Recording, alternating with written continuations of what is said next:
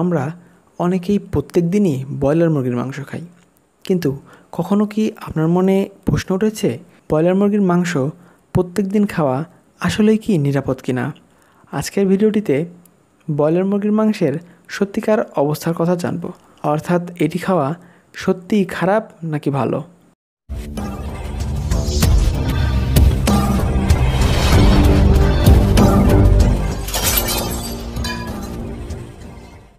বাংলাদেশের অধিকাংশ মানুষের সস্তা আমিষের উৎস হিসাবে ব্রয়লার মুরগির মাংসের উপর অনেকাংশে নির্ভরশীল।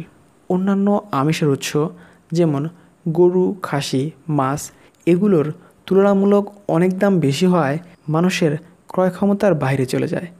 সেই তুলনায় প্রতিদিনের খাদ্য তালিকায় প্রয়োজনীয় প্রোটিন জোগাতে ব্রয়লার মুরগির মাংসই একমাত্র ভরসা। আর সেই ব্রয়লার মুরগির মাংস খাওয়াই যদি ক্ষতিকর হয়, তাহলে মানুষ কী বা খাবে? সঠিকভাবে উৎপাদিত ব্রয়লার মুরগি ভালোমতো রান্না করে খেলে ব্রয়লার মুরগির মাংসের তেমন কোনো ক্ষতিকর দিক নেই, তবে কিছু পরিমাণ ক্ষতিকর দিকও রয়েছে।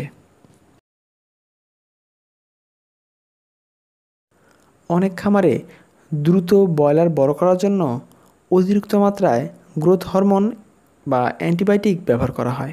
এই গ্রোথ হরমোন বা অ্যান্টিবায়োটিক সব খামারে ব্যবহার করা হয় না, কিন্তু যেই খামারগুলোতে ব্যবহার করা হয় সেই খামারগুলোতে যে ব্রয়লার উৎপাদন করা হয় সেই ব্রয়লার মুরগির মাংস খাওয়া মানবদেহের জন্য সত্যিই ঝুঁকিপূর্ণ। এসব অ্যান্টিবায়োটিক প্রয়োগ করা মুরগি ভালোমতো রান্না না করে খেলে এসব রাসায়নিক শরীরে প্রবেশ করলে শরীরের অ্যান্টিবায়োটিক রেজিস্ট্যান্স, হরমোনাল সমস্যা, লিভার ও কিডনি ক্ষতিগ্রস্ত হতে পারে। বাংলাদেশে ব্রয়লার মুরগি উৎপাদনের ক্ষেত্রে এই হরমোন প্রয়োগ করাই সবচেয়ে বেশি দেখা যায়। খুব দ্রুত বৃদ্ধি করার জন্য এটি প্রয়োগ করা হয়। এই হরমোন প্রয়োগ করা মুরগি মানুষ দীর্ঘদিন খেলে মানুষের বেশ কিছু শারীরিক জটিলতা দেখা যেতে পারে, কিন্তু খামারিরা মানুষের এই সকল কোনো হিসাবই বোঝে না, তারা শুধু বুঝে টাকা আর ব্যবসা। অনেক ক্ষেত্রে দেখা যায় ব্রয়লার মুরগি অস্বাস্থ্যকর পরিবেশে পালন করতে। অস্বাস্থ্যকর পরিবেশে মুরগি পালন করলে মুরগির ভিতরে বিভিন্ন ধরনের রোগ জীবাণু বাসা বাঁধে, যা পরবর্তীতে মুরগি থেকে মানুষের শরীরেও প্রবেশ করতে পারে। একটি সময় ছিল যখন ব্রয়লার মুরগি অনেকেই খেতেন না। তখন মনে করা হতো ব্রয়লার মুরগিতে হেভি মেটাল বা ক্রোমিয়াম বা অন্য কোনো বিষাক্ত ধাতু পাওয়া যায়, যেগুলো মানবদেহের জন্য ক্ষতিকর, অর্থাৎ ক্যান্সারের কারণ।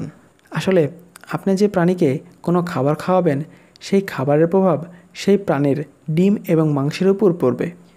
দেশি মুরগি কিংবা ব্রয়লার, কোনো মুরগির মধ্যেই জন্মসূত্রে হেভি মেটাল বা ক্রোমিয়াম থাকে না। এখন যদি এই সকল প্রাণীর খাদ্যে ক্রোমিয়াম বা হেভি মেটাল পাওয়া যায়, তাহলে তাদের ডিম এবং মাংসে হেভি মেটালের উপস্থিতি পাওয়া যেতে পারে, যা মানবদেহের জন্য অত্যন্ত ক্ষতিকারক। মূলত 2014 সালের দিকে ব্রয়লার মুরগির খাদ্যে প্রোটিন সোর্স হিসাবে ট্যানারির বজ্র ব্যবহার করা হতো, যা পোলট্রির খাদ্যের একটি ভালো প্রোটিনের উৎস ছিল। কিন্তু দুঃখের বিষয়, চামড়া ট্যানারিংয়ের সময় এতে ক্রোমিয়াম সালফেট ব্যবহার করা হতো, যার ফলে এদের বাই প্রোডাক্ট হিসাবে ক্রোমিয়াম চলে আসতো, যা পরবর্তীতে ব্রয়লার মুরগির খাদ্যে মিশে যেত এবং সেখান থেকে ব্রয়লার মুরগির মাংসে এবং পরবর্তীতে সেই মাংস কোনো মানুষ খেলে সেই মানুষের দেহেও ক্রোমিয়াম সালফেট চলে আসতো। তবে শুধু মাংস নয়, এটি মুরগির ডিমের উপরও প্রভাব পড়ত, কারণ মুরগির খাবারের প্রভাব তার ডিম এবং মাংসের উপর পড়ে।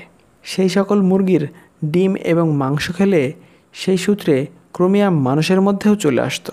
ওই সময় পোলট্রির বিষ্ঠাগুলো মাছ চাষ করার জন্য ব্যবহার করা হতো।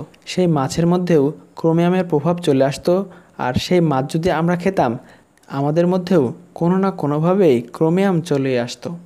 কিন্তু 2019 সালের দিকে মুরগির খাদ্যে ক্রোমিয়ামের উপস্থিতি যখন সবাই বুঝতে পারে, তখন থেকেই সরকার পোলট্রির খাদ্যে ট্যানারির বজ্র ব্যবহার করা নিষেধ করে দেয়। সেই সময়ের পর থেকেই পোলট্রির খাদ্যে প্রোটিন হিসাবে শুটকি মাছের গুঁড়া, সামুদ্রিক মাছের গুঁড়া ইত্যাদি আরও অন্যান্য কিছু প্রোটিন সোর্স হিসাবে ব্যবহার করে থাকেন। যেহেতু বর্তমানে ব্রয়লার মুরগির মাংসে কোনো রকম ক্রোমিয়াম পাওয়া যায় না, তাই এটি মানবদেহের জন্য ঝুঁকি সৃষ্টি করার কোনো প্রশ্নই আসে না। এরপরেও আপনারা ব্রয়লার মুরগির মধ্যে ক্রোমিয়াম আদৌ আছে কি না সেটা আপনারা ল্যাবে পরীক্ষা করে দেখতে পারেন। এতগুলো ঘটনা শোনার পরে কি মনে করছেন, ব্রয়লার মুরগি খাওয়াই বাদ দিবেন? ব্রয়লার মুরগি খাওয়া বাদ না দিয়ে বরং সচেতনভাবে খাওয়া উচিত। তবে আমরা স্বাস্থ্যকর জীবন এবং প্রয়োজনীয় প্রোটিন দুটাই পাবো। এর জন্য কিছু উপায় আপনারা ফলো করতে পারেন।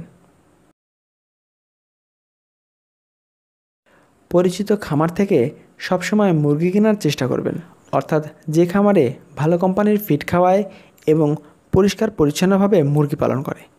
বর্তমানে গ্রামগঞ্জে অনেক পরিমাণে ব্রয়লারের খামার আছে, তাই জন্য ভালো খামার খুঁজে বের করা গ্রামের মানুষের জন্য তেমন একটা কষ্টসাধ্য নয়, তবে এটি শহরের মানুষের জন্য অনেক কষ্টসাধ্য হয়ে পড়বে। এই জন্য গ্রাম এবং শহর সবার ক্ষেত্রেই ব্রয়লার মুরগি ভালো মতো সিদ্ধ করে রান্না করা উচিত। কমপক্ষে ৭৪ ডিগ্রি সেন্টিগ্রেড তাপমাত্রার উপরে ব্রয়লার মুরগির মাংস রান্না করে খাওয়া উচিত। আধা সিদ্ধ বা কাঁচা মাংস কখনোই খাওয়া উচিত নয়। মুরগির মাংস রান্না করার পরে ভালো মতো হাত ধুয়ে ফেলা এবং কিচেন পরিষ্কার করা অত্যন্ত জরুরি। ব্রয়লার মুরগির মাংস আসলে খারাপ না, তবে কিছু অসাধু ব্যবসায়ীর জন্যে এই মুরগির মাংসটি খারাপ হয়ে যায়, যা ভিডিওটিতে বলা হয়েছে। তো আশা করি বুঝতে পারছেন ব্রয়লার মুরগির মাংস খাওয়া আসলেই ভালো না খারাপ। ভিডিওটি যদি ভালো লেগে থাকে তাহলে অবশ্যই একটি লাইক দিয়ে দিবেন, আর এরকম নতুন নতুন ভিডিও পেতে এখনই আমার চ্যানেলটি ফলো বা সাবস্ক্রাইব করুন। ধন্যবাদ।